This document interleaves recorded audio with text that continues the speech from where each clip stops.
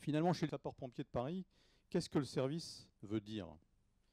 Alors, là aussi, très simplement, pour replanter un petit peu le propriétaire, les pompiers de Paris, c'est quoi? C'est une offre adaptée à une demande qui est croissante, un consumérisme du secours. On a 4% d'augmentation par an, donc ça veut dire que les gens nous aiment finalement. Moi, je pense que c'est parce que c'est peut-être gratuit aussi et que ça marche bien. Donc, une offre adaptée à une demande croissante, ça c'est le premier service des pompiers de Paris. Une participation au service public. Hein. Aujourd'hui, l'État est un petit peu malmené, donc on participe à cette permanence du service de l'État au quotidien. Ça, c'est le deuxième service. 500 000 interventions par an quand même. Hein. Troisième corps au monde, les premiers européens. Hein, ça fout un peu les jetons quand même. Et le service public, aujourd'hui, en France, on y tient. Voilà, donc ça, c'est la deuxième raison de servir pour les pompiers de Paris. Et puis, je pense aussi, la troisième raison, c'est la contribution à la cohésion nationale. Chez nous, 75% des jeunes, des 8500 pompiers de Paris, viennent de province, ont une moyenne d'âge de 26 ans, et 1000 d'entre eux nous rejoignent chaque année. Donc, je pense qu'on participe à la cohésion nationale.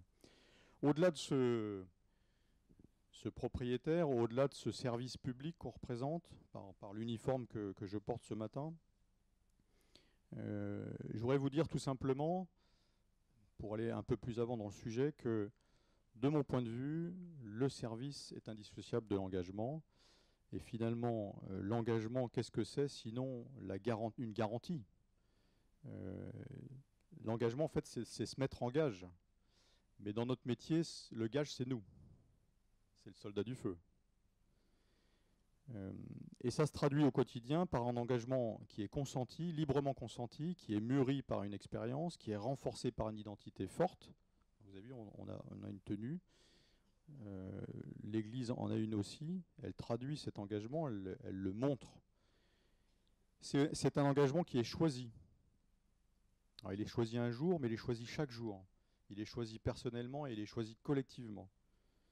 Et finalement, tout ça, ça se traduit par quoi? Marie-Louis vous l'a dit, sauver ou périr. C'est une devise terrible. Il y a des gens qui choisissent cette devise. Personnellement, j'ai choisi cette devise, sauver ou périr.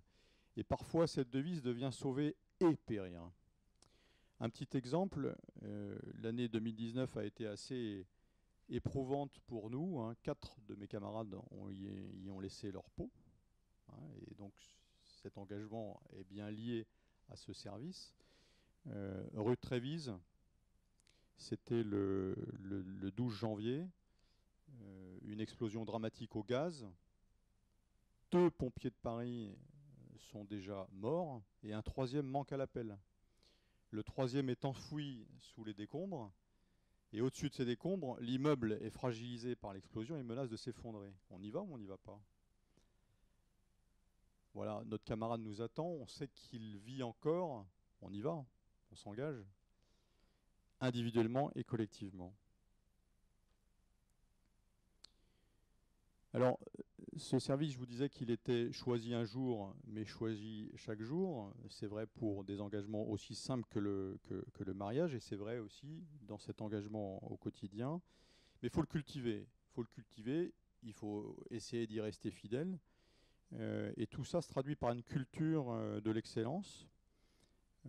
Et cette culture d'excellence se manifeste par des valeurs aussi simples que l'altruisme. Mais l'altruisme, il faut savoir ce qu'on met derrière. L'efficience, c'est-à-dire qu'il faut le faire correctement, ce job, sinon on va plutôt périr que sauver. Et puis la discrétion, on parlait d'humilité tout à l'heure, la discrétion, c'est aussi une valeur sur laquelle on s'appuie largement. Et cette culture de l'excellence, eh bien, elle est exigeante puisque ça se traduit par un entraînement au quotidien. Chaque jour, il faut répéter des gestes. Il faut répéter des gestes seuls et collectivement, des gestes techniques pour que le jour du grand soir, le 15 avril, la question ne se pose plus. Que le geste soit répété de manière intelligente, mais de manière automatique, pour que la peur, pour que le questionnement reste derrière et que l'engagement prenne tout son sens. Mais cette excellence s'appuie aussi non seulement individuellement, collectivement, sur l'entraînement, mais sur le retour d'expérience, c'est-à-dire la remise en cause. Qu'est-ce qui a bien fonctionné? Qu'est-ce qui a mal fonctionné? Est-ce que l'outil était adéquat? Est-ce qu'on avait les moyens suffisants? Et le dernier point sur cette excellence, c'est avant tout, je pense, je l'ai vérifié, c'est vraiment la confiance. Voilà, la confiance parce que chacun a sa place dans cette organisation militaire pour les pompiers de Paris, où la discipline, la hiérarchie ont un sens, mais tout simplement, non pas pour traduire une exécution automatique à un ordre, mais pour traduire le fait que chacun a sa place dans un système, l'accepte, reconnaisse celle de l'autre, reconnaisse la place de son chef et lui fasse confiance. Et finalement, faire en sorte que cette confiance soit partagée entre chacun. Voilà. Alors la confiance, oui, mais la confiance, c'est du long terme. Ça se pratique au quotidien. Puisque ce service engage, finalement, la question majeure avant de pouvoir trouver cet engagement, c'est quelle est ma place? Quelle est ma place? Qu'est-ce qui va donner du sens? Alors après la première question, qu'est-ce que le service chez les sapeurs-pompiers? Je vous en pose une deuxième, je nous en pose une deuxième. Le service, est-ce donner du sens à sa vie?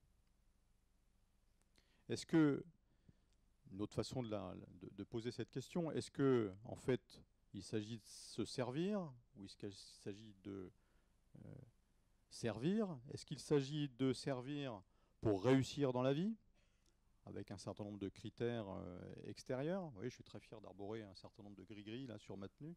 Voilà, c'est ça, c'est des critères extérieurs. Donc, j'ai servi et j'ai un résultat concret. Est-ce que je choisis de réussir dans la vie ou de réussir ma vie?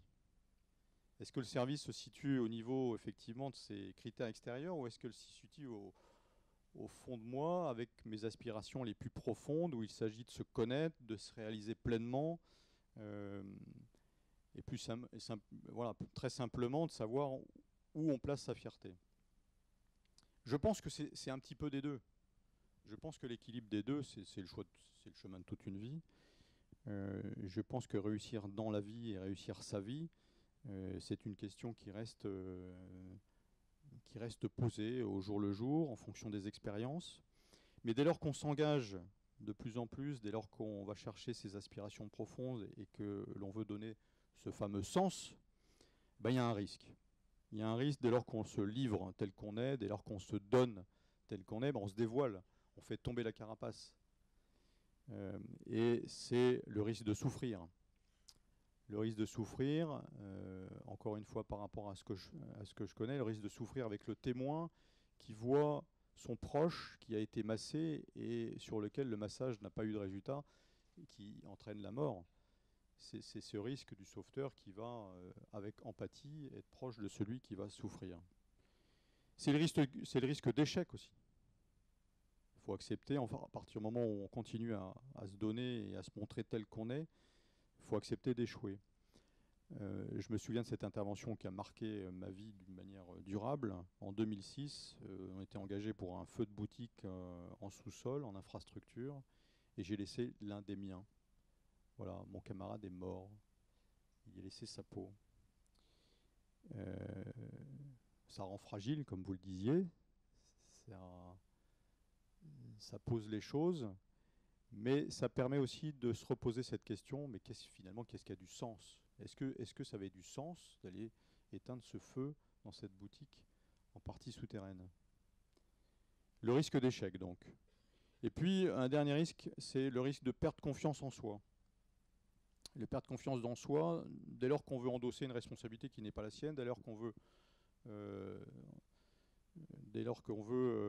récupérer cette culpabilité qui n'est pas la sienne, et donc forcément ne pas regarder finalement quelles sont ses faiblesses et de ne pas se reposer sur le collectif, sur la relation dont on parlait tout à l'heure. Parce qu'effectivement, ça peut aller, ce sens de l'engagement peut aller jusqu'au bout. Autant sur la rue Erlanger en février, j'y reviendrai, où il s'agissait de sauver des personnes qui étaient sur les fenêtres. Les fenêtres étaient allumées par le feu. À Notre-Dame, il n'y avait personne à sauver. Personne à sauver. C'était un impossible opérationnel. Nos moyens hydrauliques étaient bien faits par rapport à la violence du feu, aidés par un vent d'est qui poussait le feu sur les deux beffrois. Fallait-il vraiment engager un commando dans le beffroi nord pour faire en sorte que les cloches ne s'effondrent pas et entraînent dans leur chute la fragilité de la structure, puisque déjà la structure était bien fragilisée, une partie de la voûte était tombée. Donc on savait que si ça bougeait d'un côté ou de l'autre, c'est toute la cathédrale qui risquait de tomber. Mais fallait-il y aller? Fallait-il y aller? Alors on se rassurait sur le parvis en se disant on a sauvé les œuvres. On a sauvé les œuvres, bon d'accord, mais enfin ce qui se voit c'est la façade de Notre-Dame. Bon, tout ça pour vous dire que servir, si au gré du temps, au gré de l'engagement, au gré de cette confiance dont je parlais, c'est possible de servir pour quelque chose qui nous dépasse. C'est possible de servir pour quelque chose qui, à première vue, n'a pas d'intérêt. Notre devise, c'est sauver ou périr. À Notre-Dame, il n'y avait personne à sauver. Voilà. Pourtant, ils y sont allés. Alors, je dis que c'est quelque chose qui nous dépasse, c'est quelque chose pour lequel ce commando de personnes a accepté d'y aller. Et il n'y a pas eu d'ordre déterminé, je dirais presque sévère, pour enjoindre cette équipe à y aller coûte que coûte. Le risque, il a été consenti, il a été partagé, et ça s'est fait dans le regard.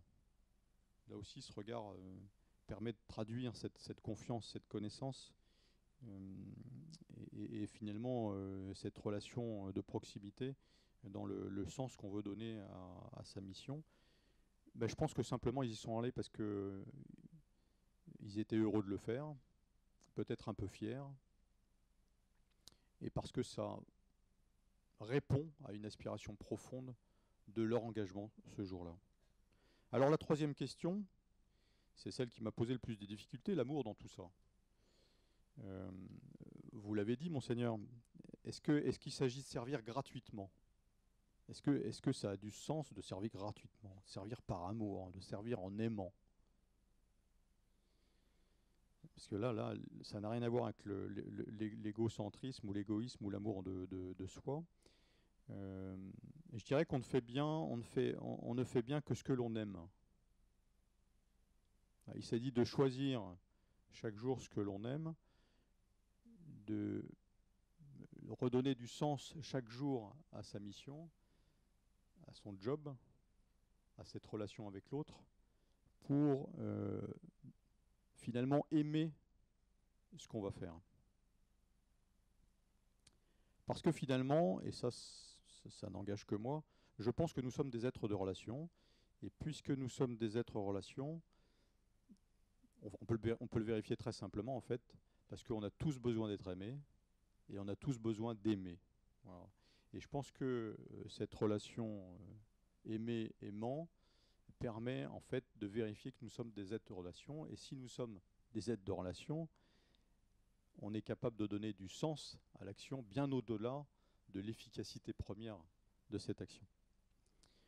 Je vous parlais tout à l'heure d'une autre intervention, rue Erlanger, qui m'a marqué aussi. C'était le 5 février 2019, où on avait un immeuble qui ne donnait pas sur la rue, mais dans une cour, donc inaccessible à nos grandes échelles automatiques.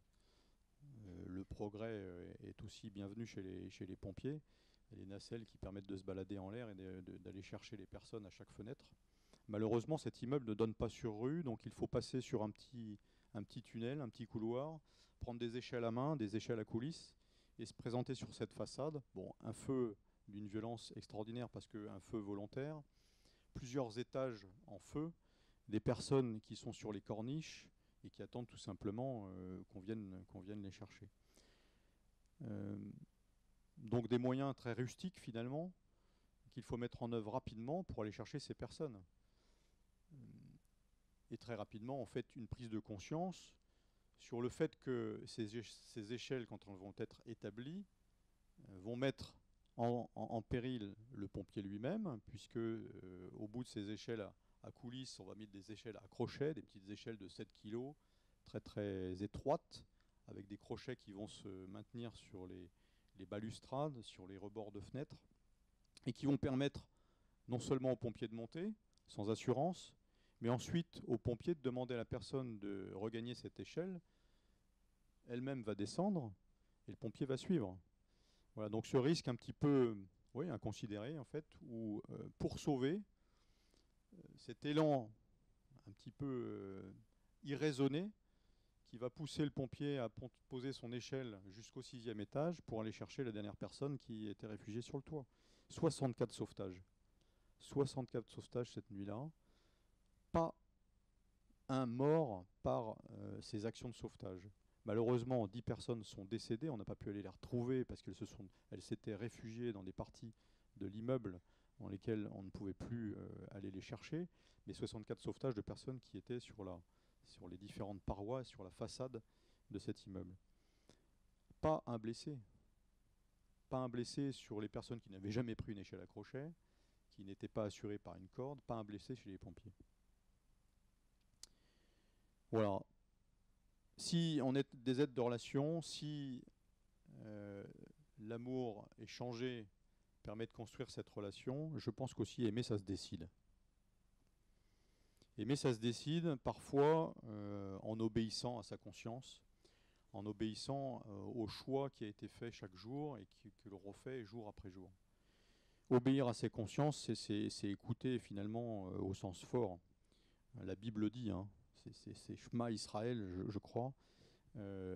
Écouter au sens fort, écouter pour agir, je pense que c'est la première action qui permet de donner du sens à son engagement et peut-être, pourquoi pas, donner du sens à sa vie. On aime bien chez les militaires les acronymes. Et non, il y en a un que j'aime bien, j'aime assez, qui peut-être traduit un peu cette réponse à cette troisième question, servir gratuitement. C'est la règle des 3 C. Alors je la ferai moins vulgaire. Le premier C, c'est la compétence. Le chef commande avec compétence. Le deuxième C, c'est la conviction. Et le troisième C, c'est le cœur. Voilà, je pense que le cœur donne ce supplément d'âme, donne ce relief à cette compétence, à cette conviction. Et peut-être qu'effectivement, l'amour fait ce lien entre l'engagement et le service. C'est l'apôtre Saint Paul qui, je trouve que j'ai peut-être pas tout à fait compris au demeurant, mais qui s'exprime et qui dit aux Corinthiens: j'aurais beau distribuer toute ma fortune aux affamés, j'aurais beau me faire brûler vif, s'il me manque l'amour, cela ne me sert à rien. L'amour prend patience, l'amour rend service. Peut-être que ça a initié ce débat. L'amour ne jalouse pas, il ne se vante pas, ne se gonfle pas d'orgueil, il ne fait rien d'inconvenant, il ne cherche pas son intérêt. Bon. En tout cas, de mon point de vue, je pense que l'amour, on ne parle pas d'amour entre pompiers, on parle d'amitié forte, d'amitié vraie. Je pense que cette relation favorise l'audace. Je pense que cette relation favorise l'enthousiasme. Parfois irraisonné, hein, je vous l'accorde. Hein, l'adrénaline, le défi, le goût de l'effort, tout ça permet de se dépasser, hein, mais c'est une première étape. Ensuite, c'est mûri, c'est accepté, c'est consenti et partagé, et du coup, c'est fait de manière raisonnée. Donc l'audace, l'enthousiasme, le courage, et surtout le courage d'être vrai. Quand on s'engage dans le beffroi nord, on ne fait pas semblant, hein. On ne se ment pas à soi-même. Hein. On ne peut pas mentir à celui qui va nous accompagner. On est obligé de lui dire que le plancher est en feu. On est obligé de lui dire que la cloche peut s'effondrer. Voilà. Mais je pense que cette relation, cette soif d'aimer, cette soif d'être aimé, permet d'être vrai. Et le vrai courage, ce que disait Bonaparte à ses hommes, le vrai courage, c'est celui de 3 heures du matin. Je vous laisse méditer là-dessus. Aimer permet donc de faire fi, je pense, de nos certitudes mentales, d'accepter l'inconcevable, de faire face aux impossibles opérationnels. Encore une fois, face à Notre-Dame, ce feu qui se déclenche, on pensait avec le général Gallet qu'on n'allait pas le coiffer. Hein. On pensait que le général Gallet s'était plié. C'est pour ça qu'on se rassurait et qu'on portait le message assez simple aux autorités en leur disant et en leur rassurant, on a sauvé les œuvres, hein. C'est quand même pas mal, et on a tout sauvé. Voilà, mais voilà, au fond de soi-même, ça suffisait pas. On ne pouvait pas en rester là. Et je pense que c'est pas les moyens techniques, c'est pas l'autorité publique qui a fait en sorte que les gens s'engagent. C'est cette intelligence libre. Cette intelligence libre que l'on trouve dans cette relation simple, dans cette relation vraie, dans cet esprit d'équipe, cet esprit de corps qui est très fort dans cette institution que je sers. Alors je vous propose tout simplement de terminer par une déclaration d'amour. Voilà. Alors c'est pas la mienne, mais c'est celle que je trouve assez chouette du général Cassot, qui était le premier commandant des pompiers de Paris entre 63 et 70. Voilà ce qu'il disait. Je ne veux connaître ni ta philosophie, ni ta religion, ni ta tendance politique. Peu m'importe que tu sois jeune ou vieux, riche ou pauvre, français ou étranger. Si je me permets de te demander quelle est ta peine, ce n'est pas par indiscrétion, mais bien pour mieux t'aider. Quand tu m'appelles, j'accours. Mais assure-toi de m'avoir alerté par les voies les plus rapides et les plus sûres. Les minutes d'attente te paraîtront longues, très longues. Dans ta détresse, pardonne mon apparente lenteur. Je vous remercie. Comment arrive-t-on justement à créer cette confiance dans l'autre, dans cet engagement? On évoquait cette notion d'exemplarité. Vous évoquiez la multiplicité de vos jeunes. Aujourd'hui, on peut entendre de ci, de là que l'engagement dans l'entreprise par rapport à la vocation peut être particulière. Comment arrivez-vous à forger cette dynamique au sein de la brigade? Waouh.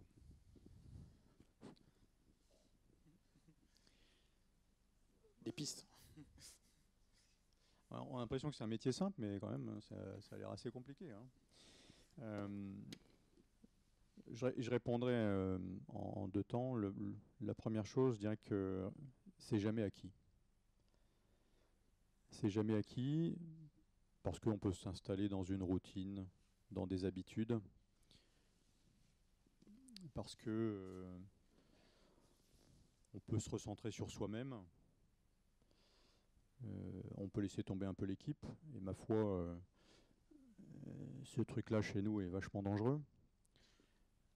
C'est pour ça que dans nos casernes, on fait de temps en temps des journées sans téléphone. Alors de manière un petit peu décidée. Hein, vous laissez vos téléphones à tel endroit et ça se passera bien. Pour favoriser encore une fois cette relation. Toujours est-il que c'est pas parce que le téléphone favorise l'individualité, le repli sur soi, que l'esprit d'équipe n'a pas besoin d'être un petit peu ranimé. Je parlais tout à l'heure de l'entraînement permanent. La journée du pompier, elle est très simple. Elle commence par du sport, elle se poursuit par des gestes techniques et opérationnels individuels et collectifs, où il y a un scénario qui est posé, et ce qui permet de s'entraîner et de se remettre en cause, ce que je disais tout à l'heure, le fameux retour d'expérience, où chacun va mesurer sa compétence, s'appuyer sur celle de l'autre et avoir la réflexion de son voisin en disant je pense que tu étais un peu borderline là, non? Ou on vient de sortir des fêtes de Noël, je pense que tu n'arrives plus trop à monter sur l'échelle, il va falloir un petit peu te bouger. D'accord? Voilà, donc en fait cette journée classique qui va être ponctuée d'interventions, et l'intervention c'est en celle de Notre-Dame, mais c'est surtout celle du quotidien où il va falloir chaque nuit à 3 h du matin relever la même personne dont personne ne veut s'occuper. Donc le risque effectivement de routine, de lassitude par rapport à la mission qui se répète, va trouver forcément un petit peu de relief dans l'intervention qui va sortir du lot. Mais je dirais qu'à partir du moment où le soldat du feu il est capable de se lever à 3 heures du matin, il y a toujours quelque chose il y a toujours cette flamme qui est au fond de lui. Celui qui, au-delà de son premier contrat de 5 ans, va en signer un autre, il y a quelque chose qui s'est passé. Non seulement il trouve toujours du sens à pouvoir donner du temps gratuitement autant à la personne âgée qu'au SDF sur le trottoir, qu'au trésor inestimable de Notre-Dame. Mais pour autant, cet engagement, il est surtout redevable, non pas au titre de l'intervention, mais par rapport à son collègue avec qui il va y aller. Et donc, voilà. Donc, la rupture de la routine, de la lassitude, va se faire par des gestes posés au quotidien, très simples, très fidèles. En famille, le fait de se dire bonjour chaque jour, je pense que c'est un premier acte, c'est un premier service. C'est mon chéri, ma chérie, j'espère pour toi cette journée va bien se passer. Hein, bon, aujourd'hui, ça se passe bien. Et voilà, ça c'est le premier point, c'est de pouvoir essayer de casser cette routine, de casser. Bon, on a plein d'idées à la BSPP et on a un terrain de jeu fabuleux, de casser cette routine. Et la deuxième chose, qui est la plus importante, c'est que je pense que aujourd'hui, moi, je suis assez frappé, malgré l'égoïsme qui est peut-être encouragé dans nos sociétés par l'engagement de ces jeunes, cette générosité qui est toujours présente, qui est permanente finalement, que je retrouve il y a 25 ans en amont, quand j'ai fait ce choix de franchir la porte. Cette générosité est toujours là, cette soif d'engagement est toujours là. Ouais, c'est ça, c'est cette soif en fait, cette soif d'absolu, voilà, quelque chose qui élève, qui sort de son confort. Voilà. Merci. Bonjour. Ma question, c'est que j'ai été étonnée que ni l'un ni aucun de vous deux n'ayez parlé de plaisir à servir. Vous avez parlé tous les deux de vos missions qui étaient parfois très dures. Vous avez perdu des compagnons, vous devez réconforter des gens qui n'ont pas le moral alors que vous-même n'avez pas le moral. Mais est-ce qu'à la fin de la journée, comme vous avez des kiffs, vous dites quand même, cette mission, oui, servir, c'est possible parce que je ne peux pas imaginer qu'on puisse servir dans la durée sans qu'il y ait un plaisir et qu'on en reçoive aussi quelque chose. On est plein de kiffs, c'est non mais c'est... Oui, effectivement. Alors, je ne l'ai peut-être pas montré, mais alors, je vous invite à aller sur YouTube. Sur YouTube, la rue Erlanger dont je parlais tout à l'heure, 64 sauvetages. On a essayé de souligner, puisque ça fait un tout petit peu plus d'1 an que cette action a été menée, on a recueilli les témoignages de ceux qui se sont engagés ce soir-là. Alors au-delà de l'émotion, on perçoit cette joie. Hein. On perçoit cette joie et cette fierté. Hein. Voilà. Il y a un moment donné, celui qui s'est engagé le premier, qui venait du centre de secours d'Auteuil, qui s'est rendu à la rue Erlanger, l'action bat son plein. Pendant toute la guerre de la nuit, il ne voit absolument pas ses équipes. Et il se retrouve au centre de secours au petit matin, autour d'un café. Et il s'aperçoit tout simplement que tout le monde est là. Et il pleure, les bras dans les bras l'un de l'autre. Il partage cette émotion et cette joie. Voilà. Sans mots particuliers, vous voyez, mais cette fierté de s'être engagé, cette joie de se retrouver, et cette émotion absolument immense qui est d'avoir sauvé ces 64 vies, ces 64 personnes. Alors, moment peut-être extraordinaire, mais les actions du quotidien, les petites joies d'avoir accompagné l'accouchement d'une personne, voilà, ça c'est des kiffs, ça. Des kiffs. Et puis, en tant que chef, de voir celui qui choisit et qui continue de choisir cet uniforme, cette mission, et qui va prendre du galon, c'est vraiment une joie extraordinaire. Voilà, quand on s'aperçoit que chacun trouve sa place, c'est assez fabuleux. C'est comme dans une famille. Hein.